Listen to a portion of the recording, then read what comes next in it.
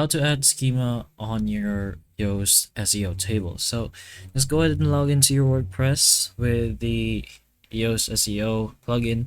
Then you can go ahead and do this in your Elementor. So go to the top and press on Edit with Elementor, and you'll see this panel on the left. So on the top left is where you can see most of its settings. So press on the triple bar here on the top left, and you will see the More section, which has the Yoast SEO plugin that you installed. So just go ahead and press on that. Once you press on Yoast SEO, you will see the page settings, including schema. So that's where you should be able to add this option as well. So press on schema, and once you expand the schema option, you are going to have to scroll down to its page type. So make sure the page type is on FAQ. This will enable schema to your Yoast SEO table. So open it up and make sure it's on FAQ page.